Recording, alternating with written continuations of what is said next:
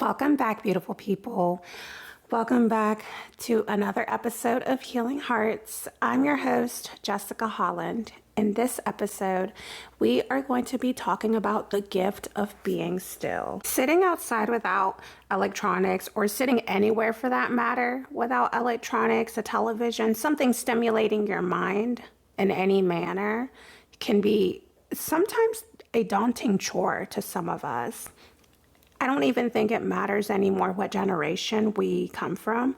We are all affected in some way, somehow, by electronics or by things just trying to capture our mind, trying to capture our thoughts, trying to capture us with marketing, trying to capture us with different things to occupy our thoughts with. But, there's also a different way to approach this. You can also use it as like a little exercise to see how much you can resist yourself at times. Well, let's just jump right in. In this episode, I just want to talk about an experience that I had when it came down time for me to learn the art of being still. And I'm not just talking about in a physical manner. I'm speaking about in a thought patterned manner. It began in a physical manner, and soon you begin to realize in other areas of your body or your mind that you can also continue to be still in. I never even thought I had a problem with being still. I never looked at it as an issue. I know during my healing journey and personal growth, I always love some good affirmations, and I would listen to affirmations, and at times there would be blockages and when my thoughts would come up and say, no, you're not. No, it's not. No, this does not feel peaceful.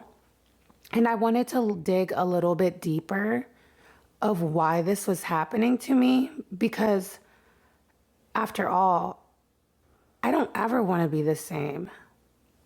I want to continue to grow and evolve into just a human that is more loving, more kind, more generous. I just don't want to remain the same. Perhaps that can be a whole thing of its own for another episode. While I was doing affirmations, I began to notice that when the blockages would come up, it was a form of thoughts.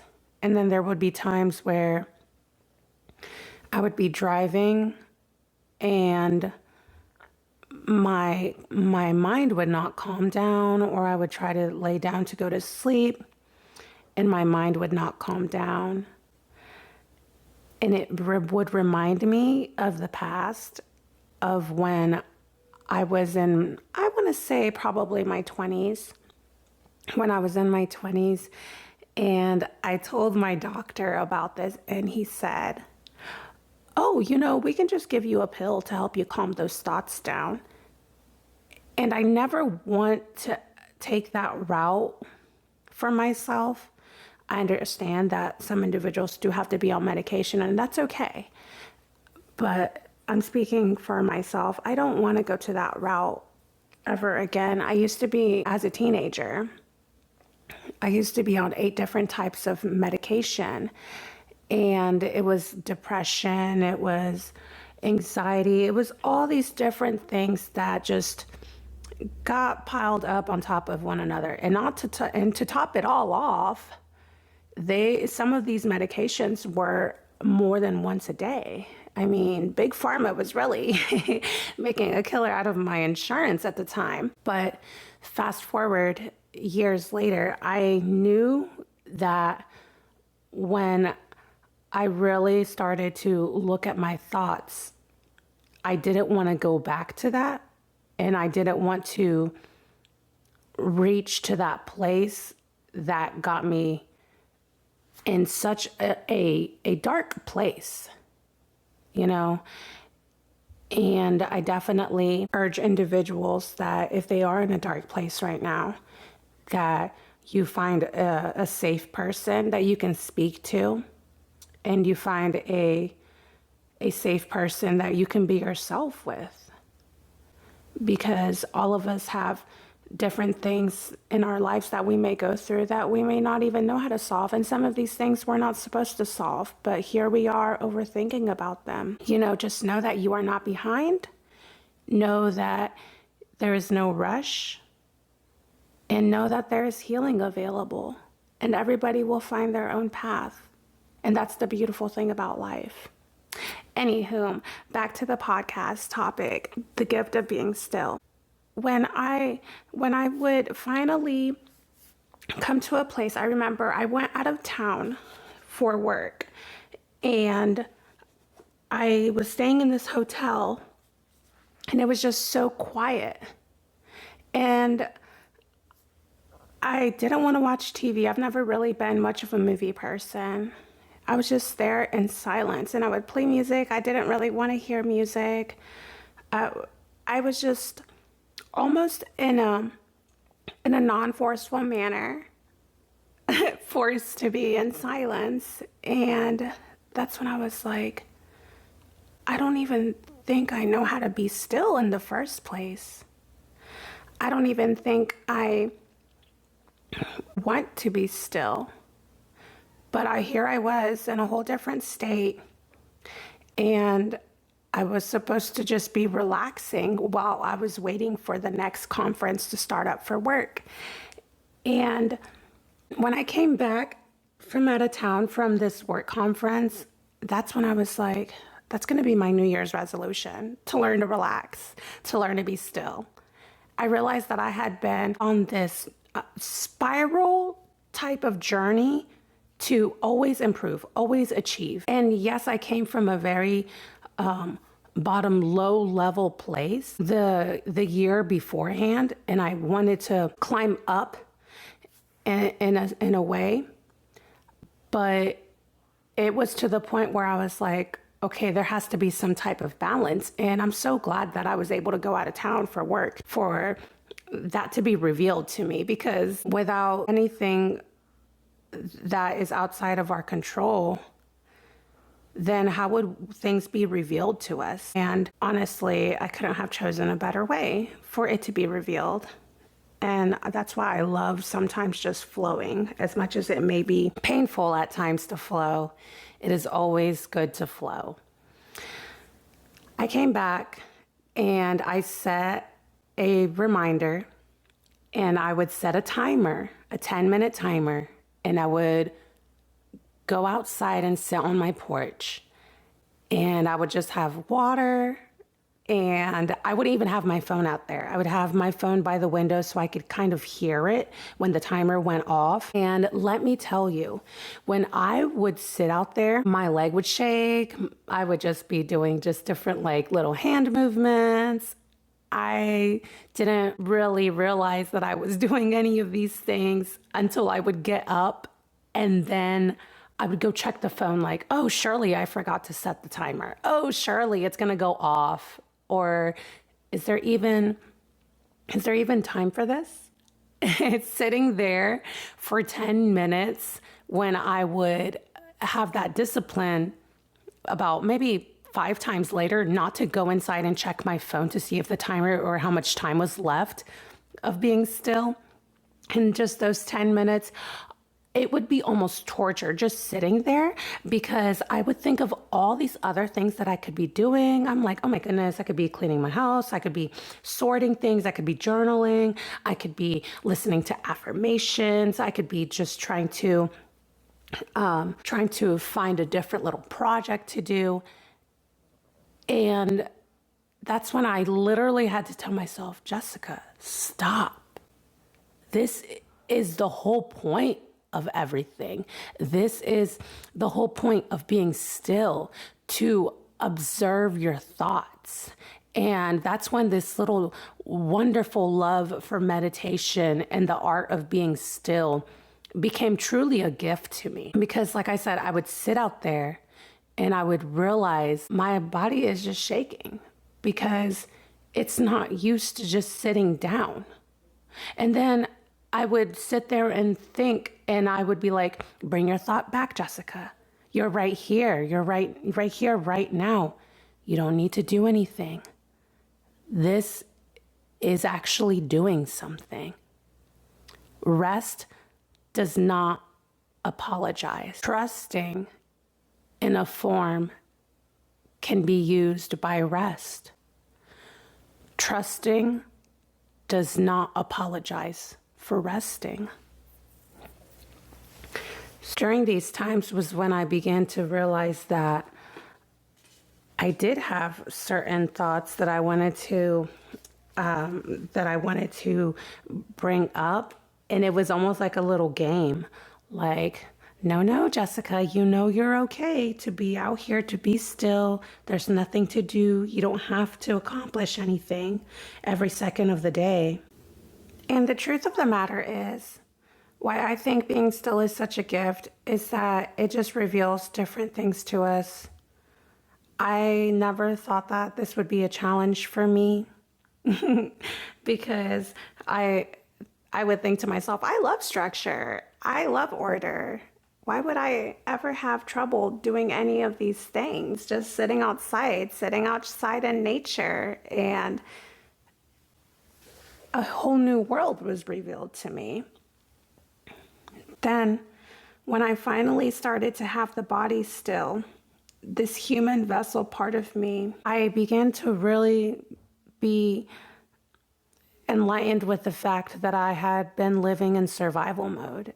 And I never thought about that I was in survival mode because I was so busy, once again, being in survival mode, being on go, not understanding why I was wired the way that I was wired. I thought it was just my whole way of being.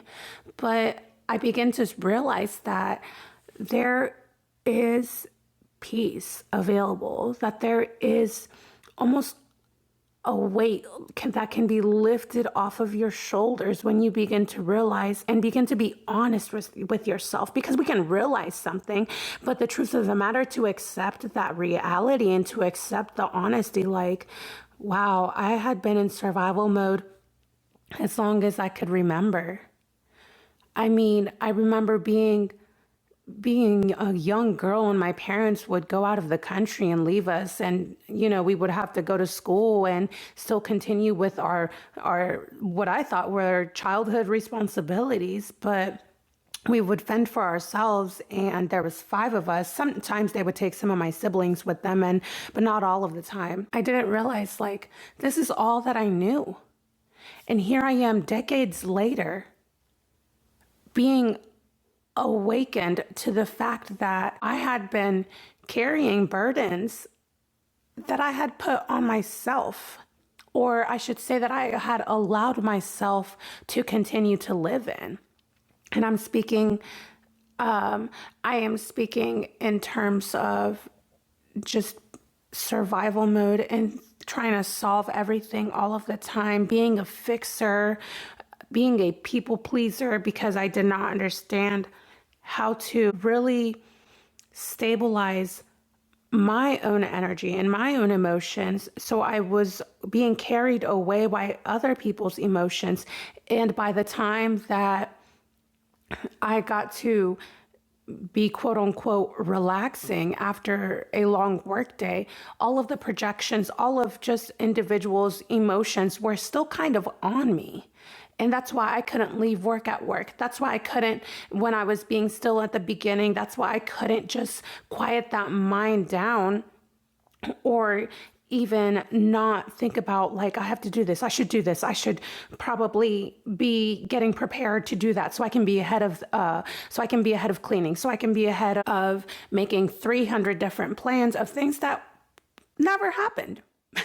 The truth of the matter, and playing the what if game. When I realized that it wasn't torture to sit there and think of all the things that I had to do, that I realized that it was just a programming within me, that's when the real healing started to come into my mind. I thought to myself, I have arrived to the part of me that might be a little scared and might be a little bit curious about what's next. I began to really take note of what was what was processing through my mind. And I began to ask myself questions.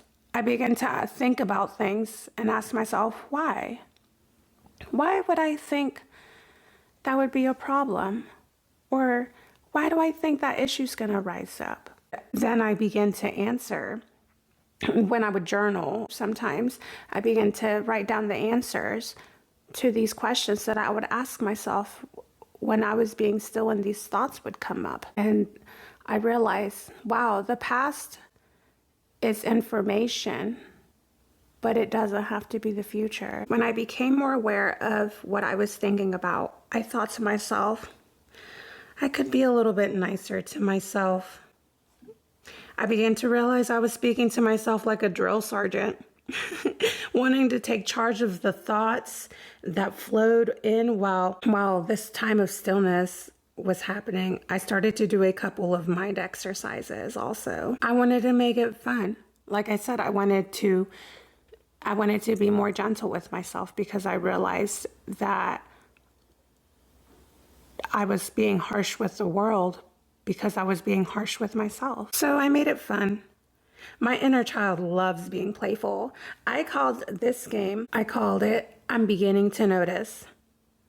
Some of you obviously may already be doing this and just not even called it a game. I'm beginning to notice is when you look around as you regulate your breathing and you formulate thought patterns that start like that. So for example, when I would sit outside on my porch, and thank goodness I have this just open space and land that I can look back to. It's nothing too crowded in a way, like not cityfied, and that's what I enjoy. So I would say, I'm beginning to notice how many birds are really chirping, because there'd be different birds I could hear chirping. Or I would think, I'm beginning to notice that the clouds are moving to the left. I'm beginning to notice that there are more trees without leaves than trees with leaves. Just little things to help you become more present in that moment just really helps when you're starting to first get the hang of, okay, it's time to be still. It's time to leave the world for a moment. And it's time to be selfish for you. To be present in a moment like that, now it's a luxury to me. You begin to think about how many different ways you truly are abundant in. I begin to take in different ways of currency, the currency of networking. When I would think about, I had a good day today. I remember thinking, I noticed that today I ate more vegetables, and that's a great thing. Like just little things. We want some big giant goal to be met, but if we can't acknowledge the little things, then when something big does happen, we won't even recognize it as something that big of a deal. You have to give yourself more credit for the things that you do. And it's not that you're being self-centered. You're just developing a good self-concept. And that time for meditation and that time where I embraced, and when I began to realize that it was a gift to be able to be still, something got broken off of me. A break from being a mother, a significant other, an employee, a family member, just different things that can play a huge role in our lives in the way that you may even find yourself consuming more caffeine thinking you're tired, but it's just your energy. Now, don't get me wrong, even after I learned to be still, it wasn't always perfect.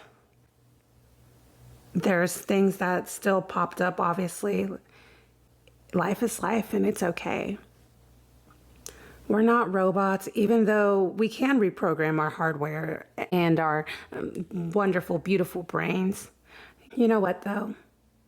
It was in those imperfect times that I learned to be more gentle with others, because that's when I was more gentle with myself. If I ever found my thoughts to be indulging, that were forming, and I didn't want it to create my outward reality, I would literally just gently guide myself back. And that's one thing that we can learn to do while being still.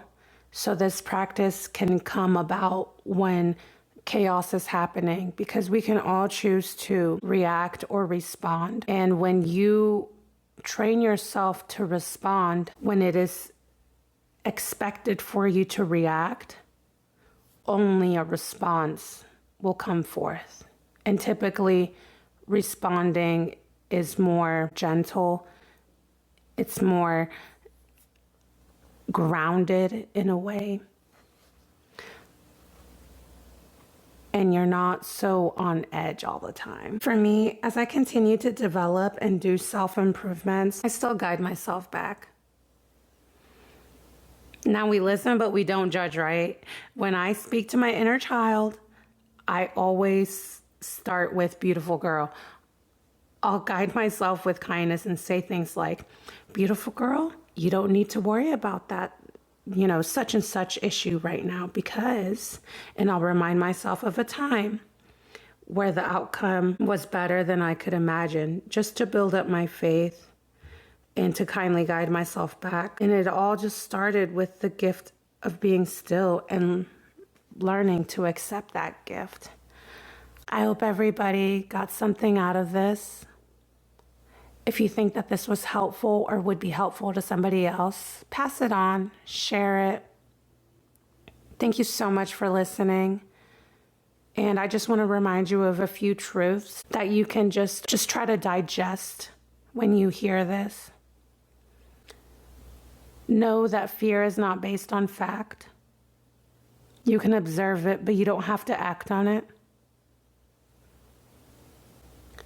Know that you're not too far gone to change.